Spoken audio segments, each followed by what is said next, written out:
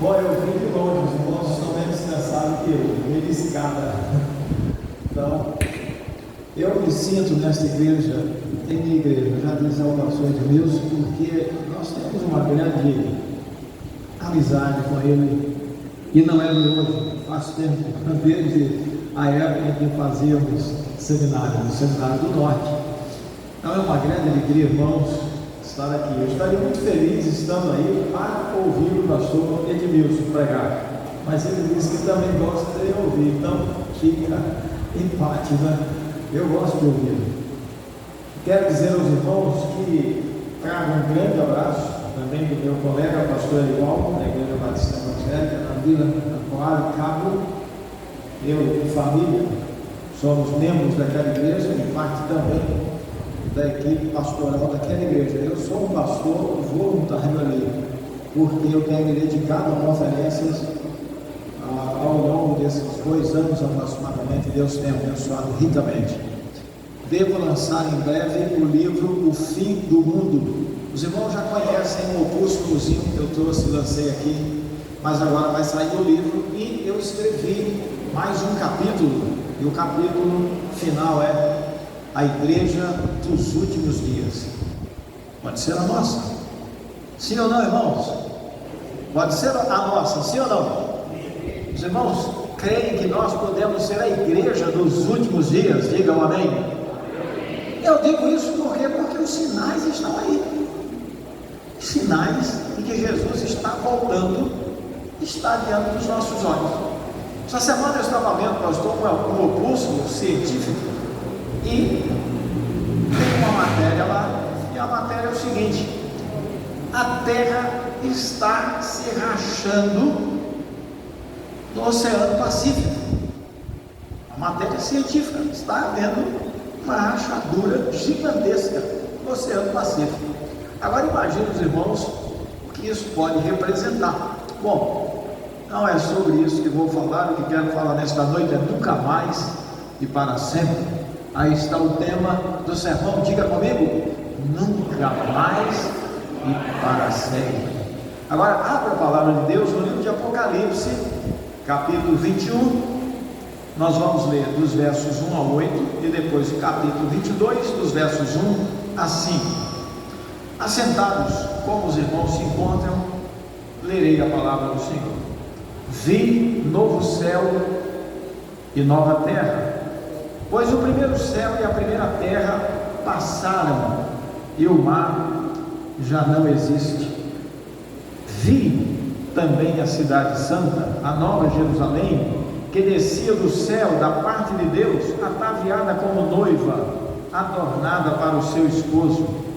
Então ouvi grande voz vinda do trono dizendo: eis o tabernáculo de Deus com os homens, Deus habitará com eles, eles serão povos de Deus, e Deus mesmo estará com eles, e lhes enxugará dos olhos toda lágrima, e a morte já não existirá. Quem pode dizer amém? Amém. Já não haverá mais luto, nem pranto, nem dor, porque as primeiras coisas passaram. Aquele que está sentado no trono disse: eis que faço novas todas as coisas, e acrescentou: escreve, porque estas palavras são fiéis e verdadeiras. Disse-me ainda: tudo está feito. Eu sou o Alfa e o Ômega, o princípio e o fim, e quem tem sede, darei de graça da fonte da água da vida. O vencedor herdará estas coisas, e eu lhe serei Deus, e ele me será filho. Quanto porém aos covardes, aos incrédulos, aos abomináveis, aos assassinos, aos impuros, aos feiticeiros, aos idólatras e a todos os mentirosos, a parte que lhes cabe será no lago que arde com fogo e enxofre, a saber, a segunda morte. Capítulo 22, de 1 a 5, Então me mostrou o rio da água da vida, brilhante como cristal, que sai do trono de Deus e do Cordeiro. No meio da praça e de uma e outra margem do rio está a árvore da vida, que produz 12 frutos, dando seu fruto de mês em mês, para a saúde e a cura de todas as nações ou de todos os povos. Nunca mais haverá qualquer maldição. Nela estará o trono de Deus e do Cordeiro. Os seus servos o servirão, contemplarão a sua face, e na sua fronte está o nome de Deus.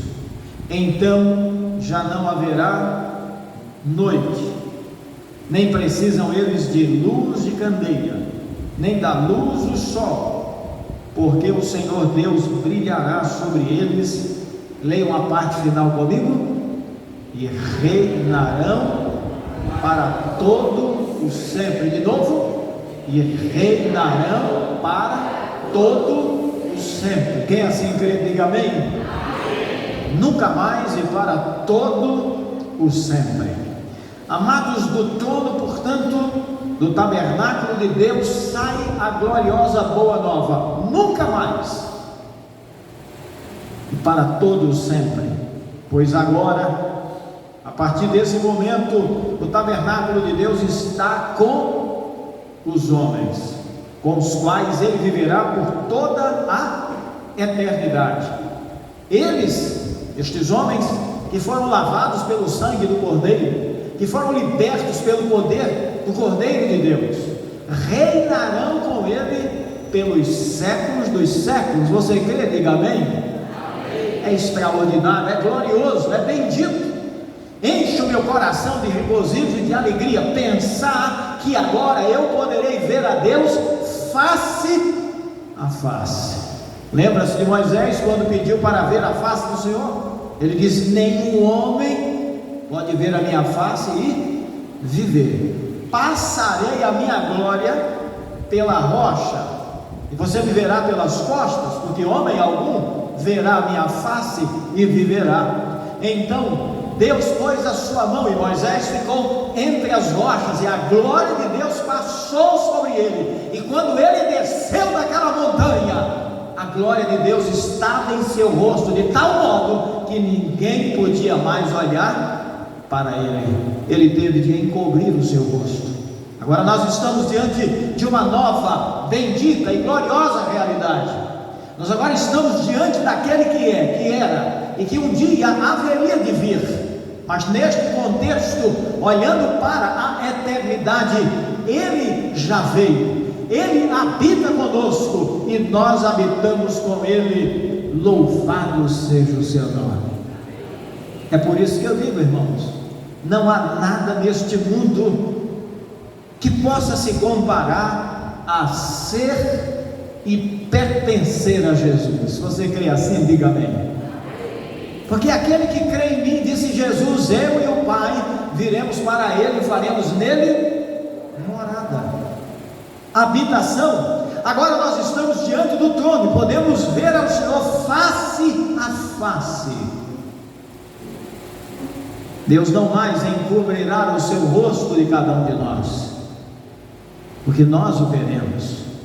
Os irmãos se lembram de quando Jesus se transfigurou, a sua glória foi retomada naquela montanha. Pedro, Tiago, João e André, que ali estavam, ficaram tão completamente dominados pela presença do Senhor e envoltos naquela glória, e por aquela glória que os envolveu, que Pedro, tomado pelo Espírito, sempre Pedro disse: Senhor, é bom demais estar aqui. Vamos ficar aqui, vamos fazer 3 tabernáculos aqui, uma para o Senhor, uma para Moisés e outra para Elias. Anote aí, igreja. Moisés, que ficou no cume do Pisga, porque de lá ele viu a terra da promessa, mas não pôde entrar, porque ele feriu a rocha por 2 vezes, quando Deus ordenou que ele falasse a rocha. Agora, 1500 anos depois deste episódio, ele aparece vivo, revestido da glória divina, e conversa com Jesus, ele e Elias, diga amém. Porque o crente morre e não morre. Você crê assim? Diga amém. Morre e não morre, morre fisicamente, mas espiritualmente continua vivo. Tanto que agora Moisés e Elias aparecem lá. Não é outro, é Moisés e Elias, um representando os profetas e o outro representando a lei ou a Torá. A Torá e os profetas se dobram diante daquele que é, que era e que um dia há de vir, o Senhor Jesus. Louvado seja o seu nome. Então, igreja amada, prepare-se, santifique-se, ore, busque ao Senhor, anuncie: Jesus está voltando.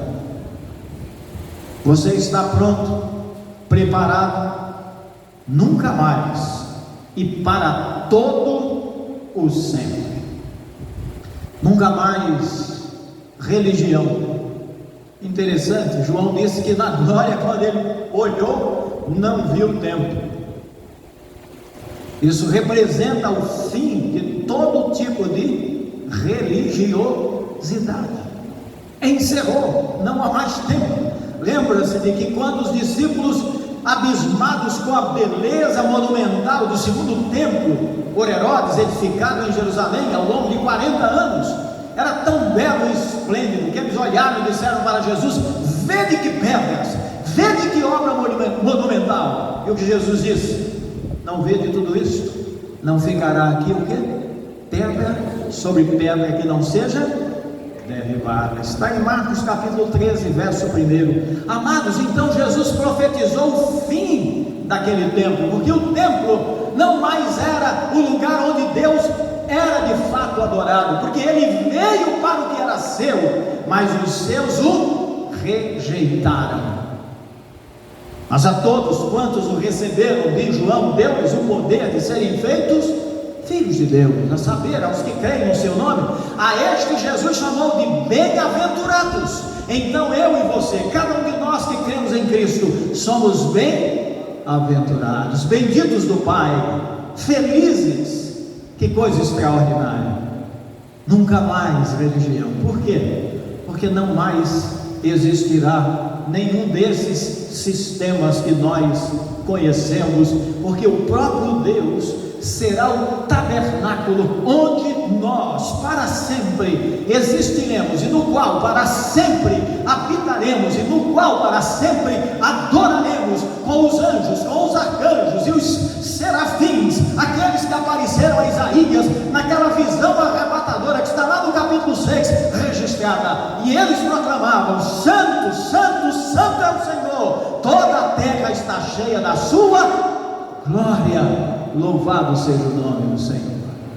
Igreja amada, você foi chamada para celebrar o Senhor Deus Todo-Poderoso e o Cordeiro, pois eles são o templo, e este templo representa e reúne em si a graça divina, a graça que nos alcançou, a graça que nos transformou e a graça que nos tornou templos. E individualmente o templo no qual o próprio Deus habita, porque note bem, aquele que crê em mim, Jesus disse, repito, eu e o Pai viremos para ele, faremos nele morada. Não está na estrutura a presença de Deus, ainda que tenha uma importância para reunir o povo de Deus e outros eventos que a igreja eventualmente realize, mas o verdadeiro templo sou eu e você, lavados e transformados pelo poder do Evangelho, purificados pelo poder do sangue de Jesus e colocados diante dele como verdadeiro adorador, até porque o Pai procura adoradores que o adorem. De que maneira? Diga comigo: em espírito e em verdade. Como alguém pode adorar a Deus em espírito e em verdade? Apenas e tão somente se arrepender dos seus pecados, confessá-los, abandoná-los e seguir a Cristo. Se alguém quiser vir após mim, disse Jesus, primeiro negue-se a si mesmo, isto é, reconheça que é pecador e como tal está perdido, reconheça que não pode salvar-se a si mesmo, e terceiro, tome a sua cruz, isto é, admita que você precisa seguir pelo caminho sacrificial, através desta vida, negando a si mesmo, renunciando aos desejos de sua natureza subjugada e dominada pelo poder do pecado, pois a Bíblia declara: todos pecaram e destituídos estão da glória de Deus. Ora, porque Jesus veio para nos reconciliar com o Pai, veio para nos perdoar. Então, quando Pedro prega o grande sermão, registrado no capítulo 2 de Apocalipse, a multidão perplexa com o que ouvia acerca da graça que restaura, que reconcilia o homem com Deus, perguntou aos apóstolos: que faremos, varões irmãos? A resposta foi: arrependei-vos e convertei-vos. Sem arrependimento não há qualquer possibilidade de reconciliação com Deus. Sem arrependimento não há qualquer possibilidade de perdão. Sem arrependimento ninguém chegará ao céu. Sem arrependimento ninguém verá a Deus. Arrependei-vos, pois, e convertei-vos, para que sejam apagados os vossos pecados, e venham assim os tempos de refrigério, pela presença de quem, irmãos? Do Senhor. João não viu o templo, a religião foi erradicada, o templo é o próprio Deus.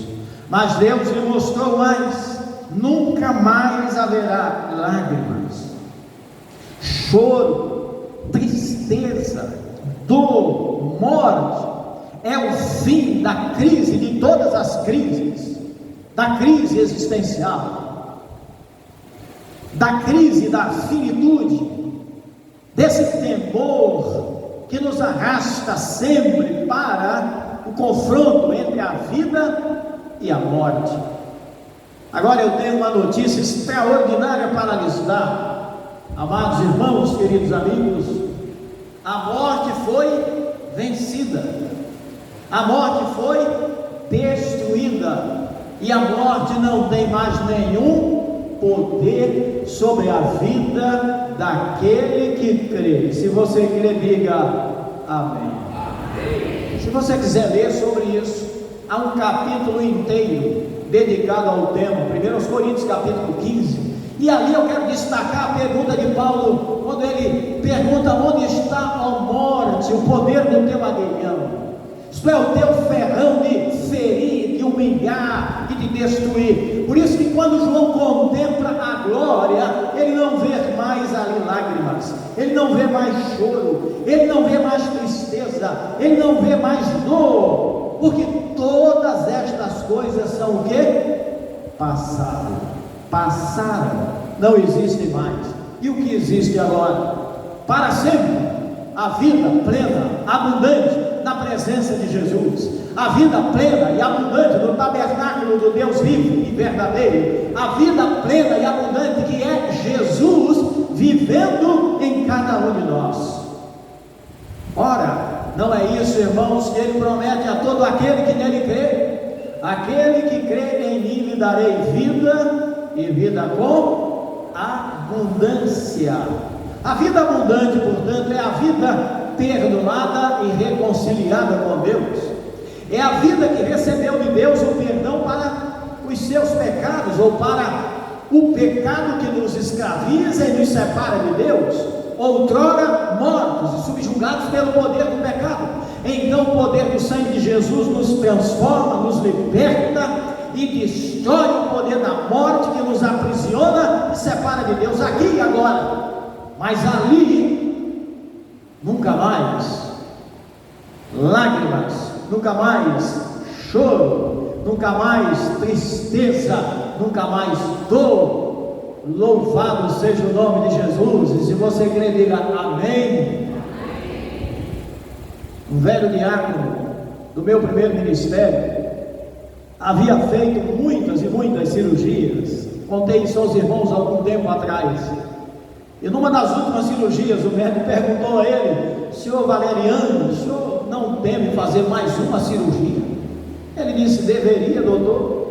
Se o senhor é um excelente médico e eu estou nas mãos do médico dos médicos, deixe ele dizer algo. Se eu sair daí, minha família verá a glória de Deus, que agiu com misericórdia para comigo, dilatando mais um pouco do meu tempo sobre esta terra. Mas se eu não sair daí, eu verei a Deus para todo o sempre na glória celestial. Louvado seja o nome do Senhor.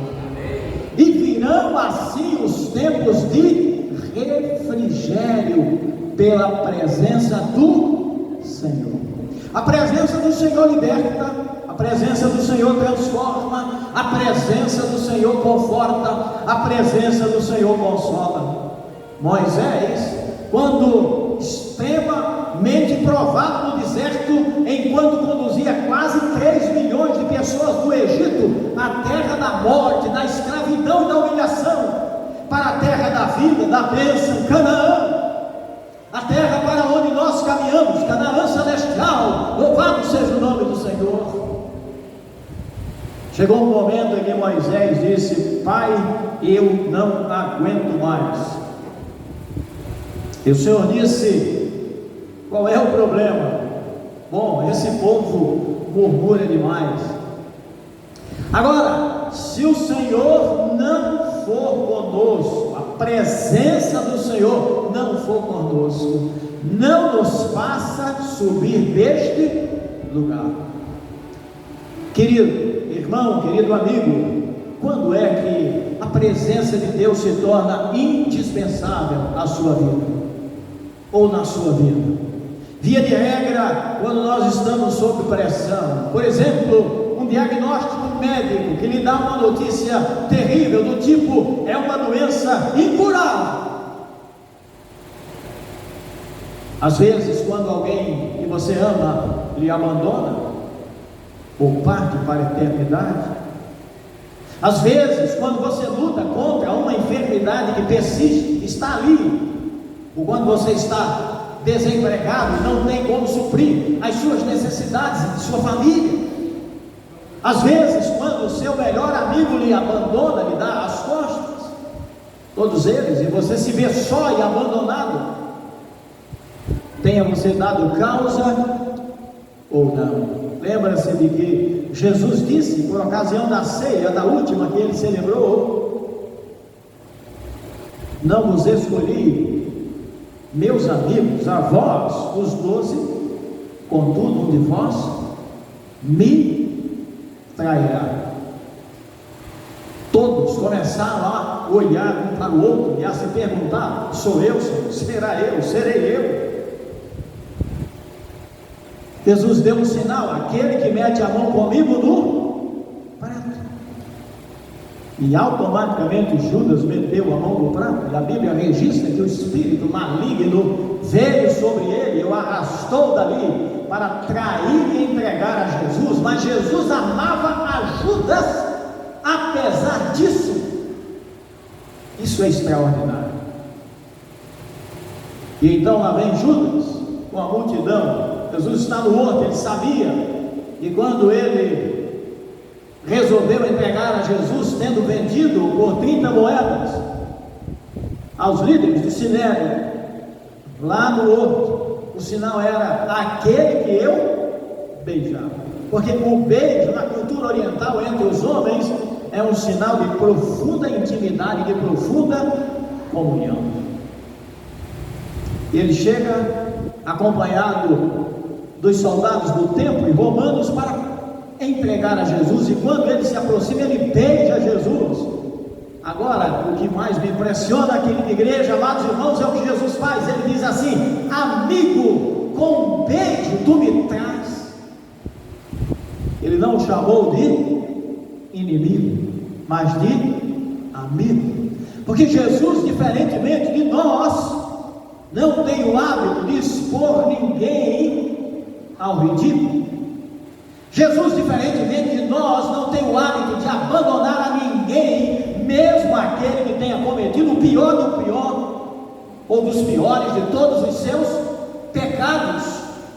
Ele é capaz de se inclinar para esta pessoa, estender a mão para ela e dizer: eu estou aqui para de novo te levantar e te erguer, porque o Filho do Homem veio buscar e salvar os que se haviam perdido. Ele estendeu a misericórdia a Judas ao chamá-lo de amigo, porque pergunto a você, amado irmão, amada irmã, querida igreja, eu pergunto a vocês: quem pecou mais gravemente? Pedro, que negou a Jesus, ou Judas, que o traiu? Já respondeu, perfeito, nenhum. Isso é que é um pré-adolescente abençoado. Esse está estudando bem na escola dominical e em casa, louvado seja Deus. Nenhum. Sabe por quê, amados? Porque o Senhor tem um coração largo e dilatado. Ele sabe quem nós somos, Ele conhece a nossa natureza, Ele conhece a nossa própria índole. Ele se lembra, como diz o salmista, que nós somos pó, portanto sujeitos ao pecado, sujeitos a andar longe dele. Entretanto, ele se coloca no caminho da nossa trajetória e declara: nunca mais, se você vier a mim, nunca mais, se você confiar em mim, nunca mais, se você se render a mim, nunca mais, se você me amar como eu te amo. Você cairá, você será subjugado pelo poder do pecado, pelo poder do mundo, pelo poder do diabo, porque eu te amo. E Jesus declara: ninguém tem maior amor do que este, de dar a sua própria vida pelos seus amigos. Você, amigo de Jesus, sabia? Ele o elegeu sem que você soubesse, sem que você mereça, sem que você faça jus, sendo pecador como todos nós o somos. Ainda assim Ele nos ama, e nos ama de tal maneira que Ele entregou a sua vida na cruz do Calvário por cada um de nós. Então nunca mais tempo, nunca mais lágrima, choro, tristeza, dor, morte. Jesus a tudo venceu, a tudo erradicou, e agora a igreja está nele e com ele para todo sempre e pelos séculos dos séculos. E aquele que crê diz amém. Agora a trombeta vai soar.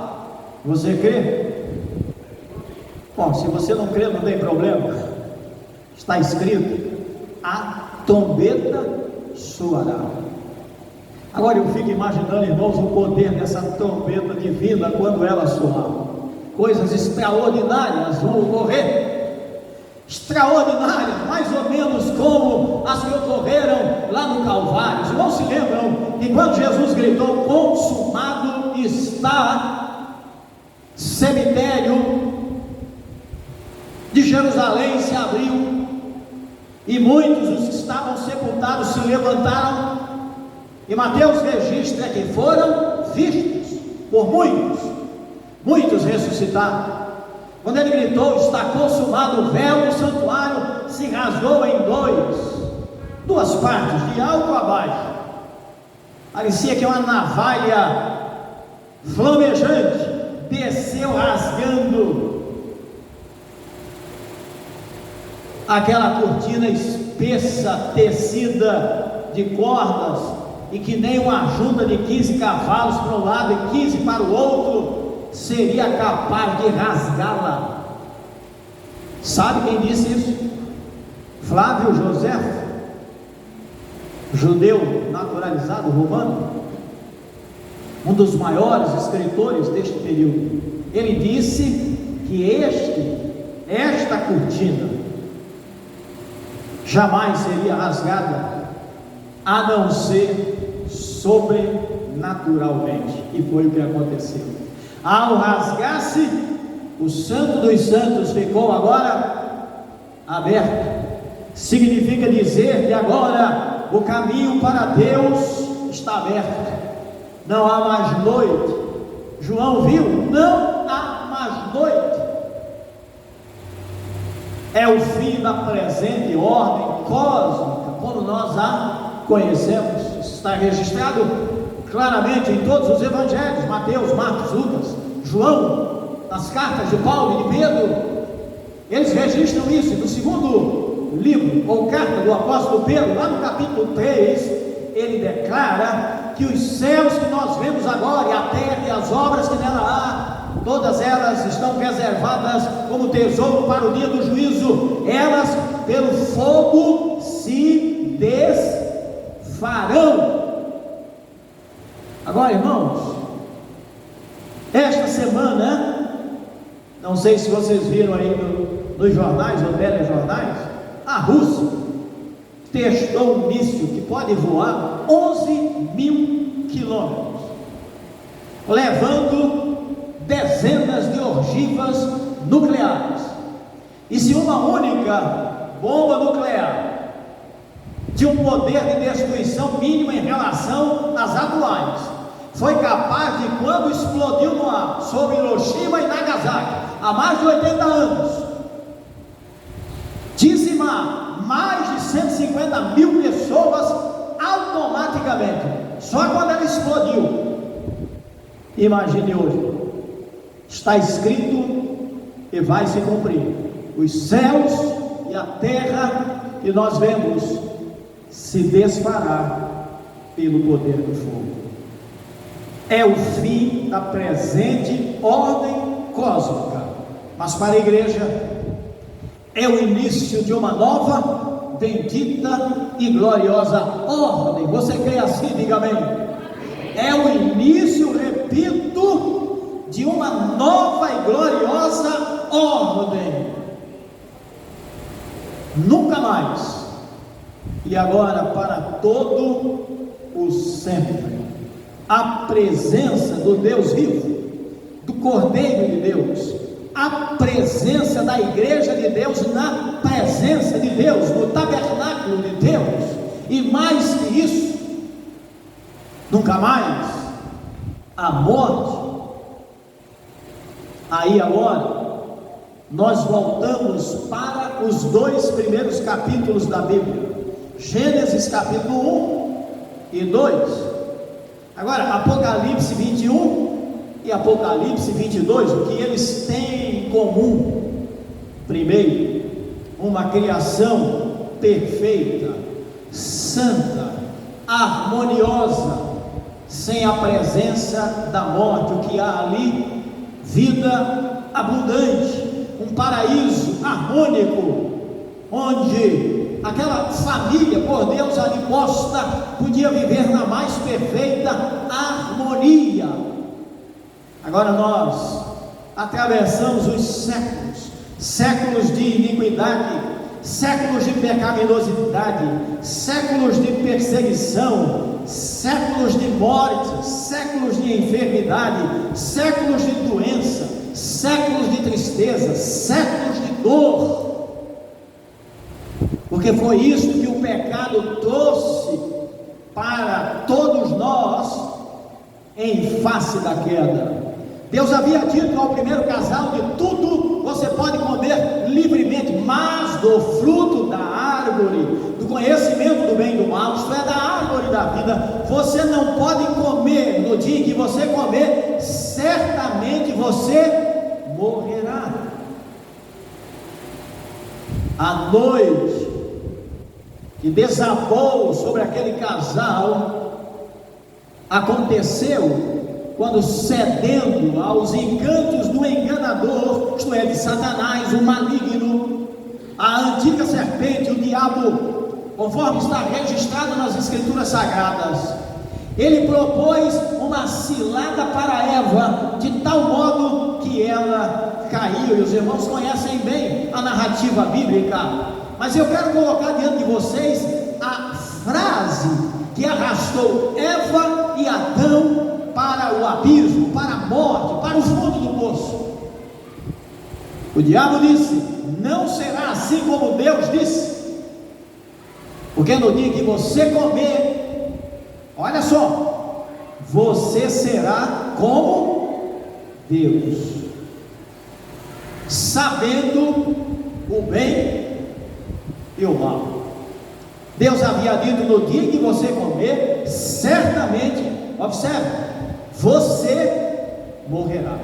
Mas o diabo diz: não, você não morrerá. O diabo diz: você será como Deus.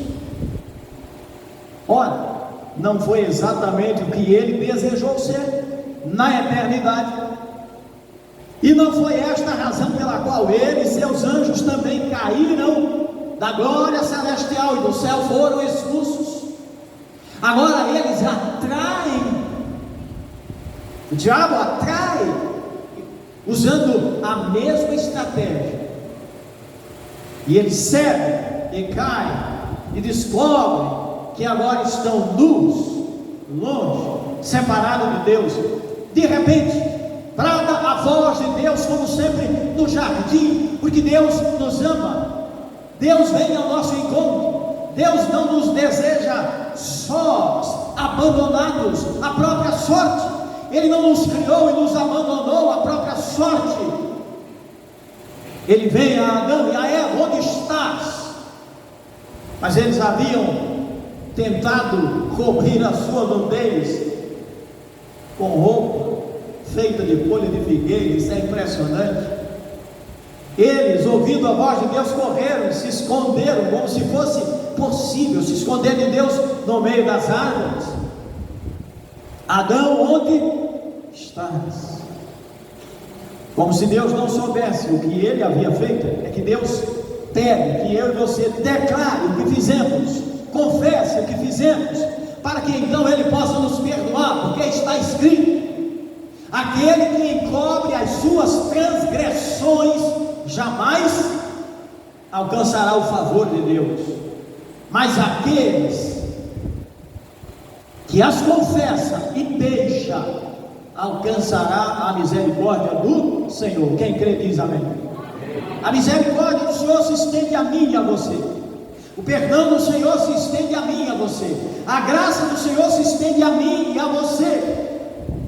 Mas a trombeta de Deus vai soar, e quando ela soar, os que dormiram em Cristo, declara a palavra de Deus, se erguerão do túmulo, vivos e gloriosos e ressurretos, eternamente vivos e gloriosos e ressurretos, para reinarem com Ele pelos séculos dos séculos. Quem crê diz amém. A trombeta soará, e os que morreram em Cristo se erguerão. Amada igreja, agora um salto para Apocalipse 21 e 22. O que temos lá? O paraíso de novo restaurado, um novo céu e uma nova terra, uma multidão de homens e mulheres de todas as tribos e povos e línguas e nações salvos, reunidos diante de Deus para adorá-lo pelos séculos dos séculos, para reinarem com Ele pelos séculos dos séculos, para glorificarem aquele que é, que era e que um dia há de vir, o Senhor da glória, o Senhor Jesus. Não há cena mais bendita e gloriosa do que esta. Mas os que morreram separados de Deus, separados da graça de Deus, os que morreram subjugados pelo poder do pecado e pelo poder do diabo, eles aguardarão um período que a Bíblia chama de milênio, para depois se levantarem e serem eternamente julgados e condenados. Condenados por quê? Porque Deus não os amou? Não, Deus os amou, amou a todos nós, amou a cada homem, a cada mulher. Veja o que diz João 3,16, os irmãos sabem, recitem comigo: porque Deus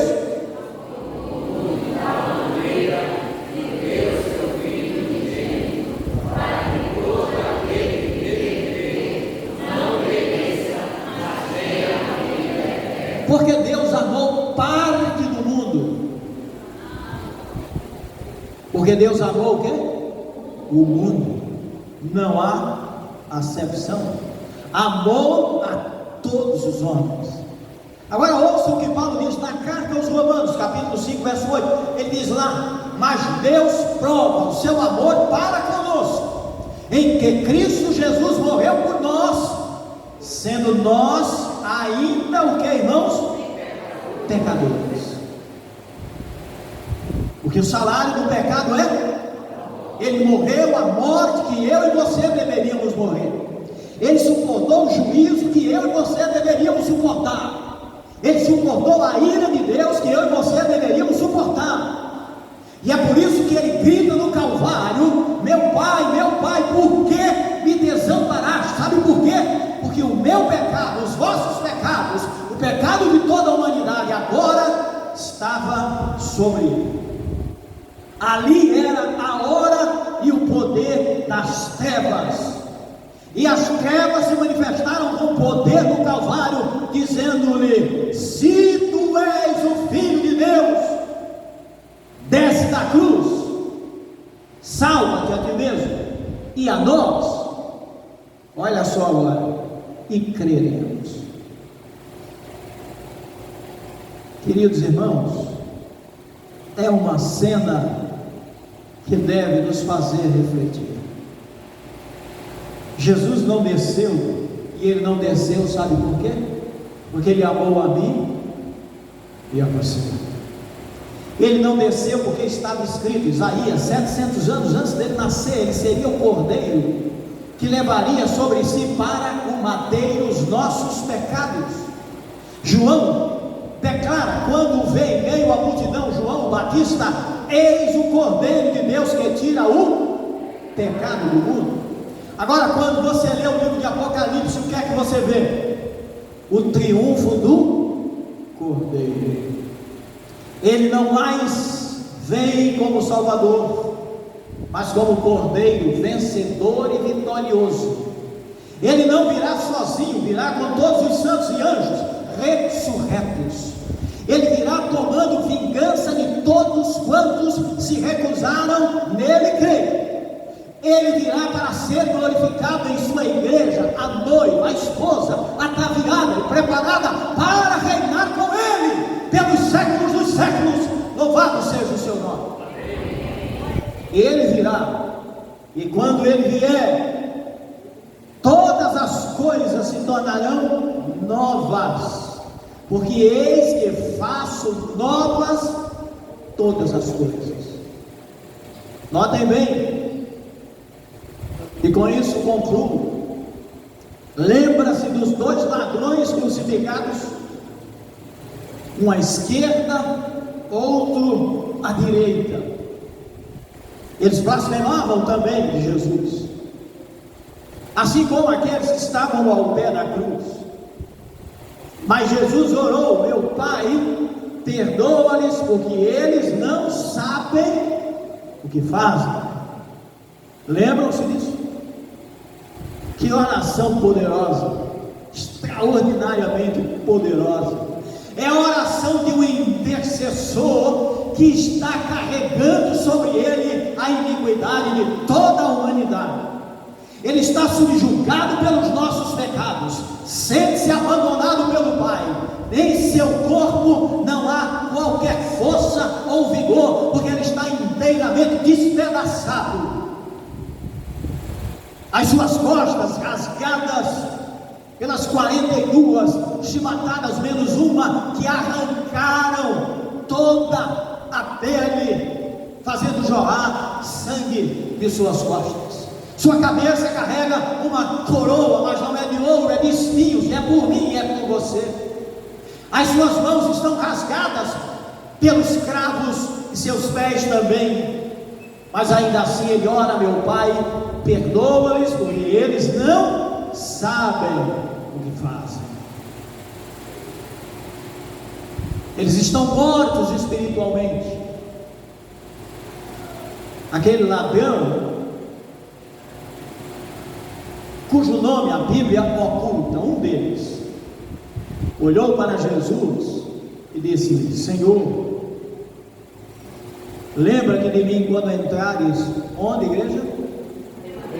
No teu reino, o novo céu e a nova terra. Para isso, lembra-te de mim. Que oração foi essa, irmãos? Essa oração foi tão extraordinariamente verdadeira e sincera, que automaticamente moveu o coração de Jesus, e a compaixão e a graça divina se derramaram sobre aquele homem, como pode se derramar sobre você, querido amigo, que nos visita nesta noite. E Jesus disse àquele homem: daqui a alguns dias você estará comigo no paraíso. Glória a Deus, pastor, essa igreja é bem doutrinada. Logo disseram não. O que foi que Jesus disse? Hoje mesmo estarás comigo onde, irmãos? Mas espera aí, o homem não ia morrer naquela tarde, Jesus também, como estaria no paraíso? Porque o crente morre, não morre, morre fisicamente, mas espiritualmente continua vivo. Vivo. Hoje mesmo estarás comigo no paraíso. O homem foi perdoado e salvo. Aquela oração intercessória de Jesus alcançou, transformou, perdoou e reconciliou aquele homem que se arrependeu com Deus. Também pode fazer o mesmo, amigo, na sua vida, hoje, aqui e agora.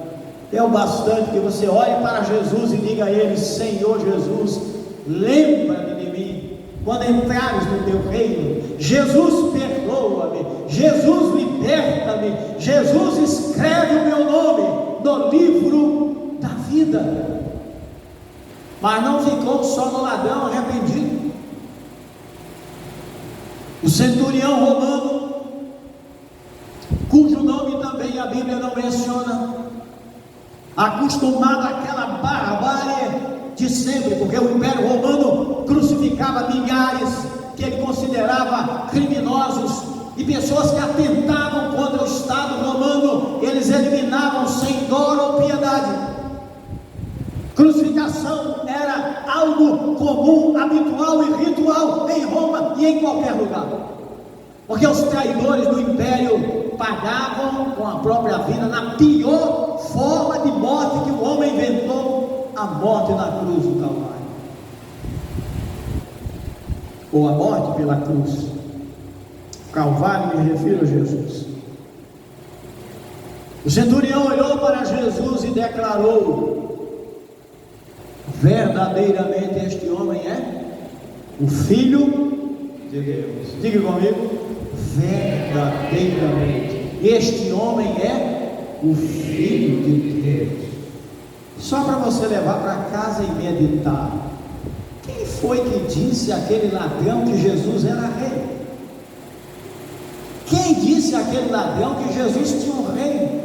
E quem disse àquele ladrão que ele poderia entrar naquele reino? Eu não tenho dúvida. O Espírito que convence do pecado, da justiça e do juízo. Aleluia, diga amém. Quem disse ao centurião que aquele homem era o Filho de Deus? Isto é uma confissão messiânica, uma confissão de fé. Ele declarou: este homem é o Messias de Israel, ele é o Filho de Deus. Louvado seja o nome de Jesus. Eu não tenho dúvidas. Aquele centurião nunca mais crucificou ninguém. É provável que tenha também terminado os seus dias crucificado, porque eu não tenho dúvidas de que aquele homem tornou-se um discípulo de Jesus. E a minha pergunta a você, amigo, nesta noite, você que nos visita e está neste culto, é: você também deseja tornar-se discípulo de Jesus? Você deseja que o seu nome esteja escrito no livro da vida? Você deseja ouvir de Jesus naquele dia: vinde bendito de meu Pai, e possuir por herança o reino que vos está preparado desde a fundação do mundo? Então, nesta noite, abra o seu coração, creia em Jesus e decida segui-lo, e somente a Ele.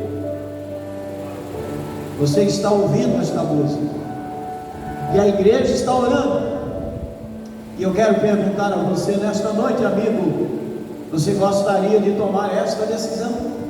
Minha amiga, meu amigo, nesta noite, enquanto esta igreja ora por você, eu gostaria de apelar ao seu coração para que você se entregue a Jesus, para que você se renda a Jesus, para que você confesse a Jesus como Salvador da sua vida, para que você declare a Jesus: tem misericórdia de mim, Senhor, lembra-te de mim, eu preciso viver em teu reino. Alguém nesta noite, faça um sinal, levante a mão onde você estiver, eu quero orar por você. A igreja está orando, eu sei que Deus está falando ao seu coração, eu sei que Deus está falando à sua alma, no seu interior, na interioridade do seu ser. Eu sei que você sabe que se morrer hoje, como você se encontra, você não estará salvo eternamente, porque você não tem a Jesus como Salvador de sua vida.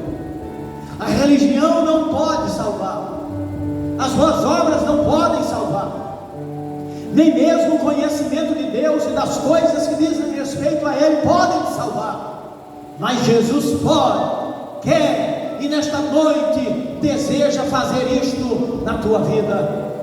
Abra nesta hora, querido amigo, querida amiga, o seu coração para Jesus e diga: pastor, ore por mim, eu me entrego a Jesus. Jesus te ama. Você quer fazer isso agora em nome de Jesus?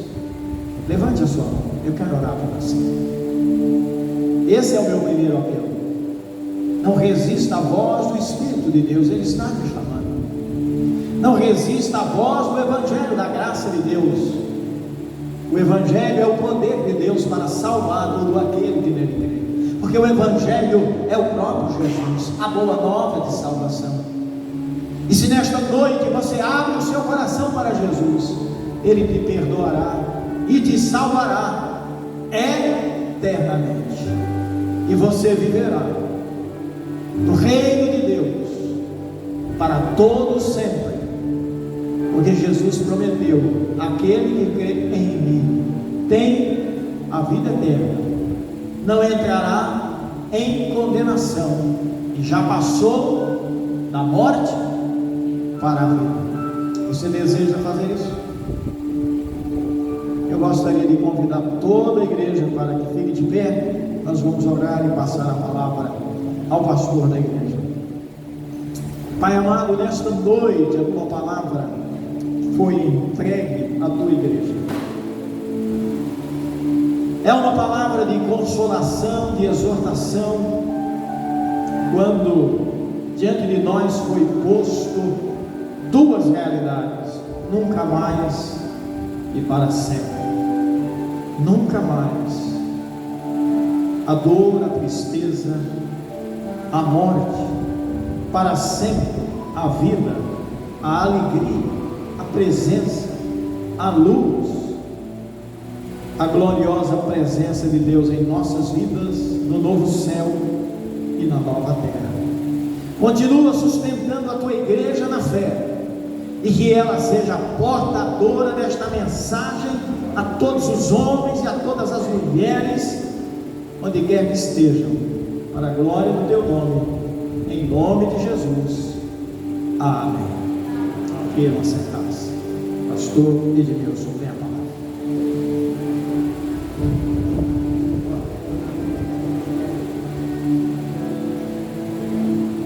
Amados irmãos, eu estava ouvindo essa mensagem e confesso que eu não duvidei de nada do que foi dito, e essa mensagem no meu coração, ela trouxe certeza, ela trouxe confirmação daquilo que eu tenho lido na Bíblia Sagrada, ela trouxe as verdades que eu precisava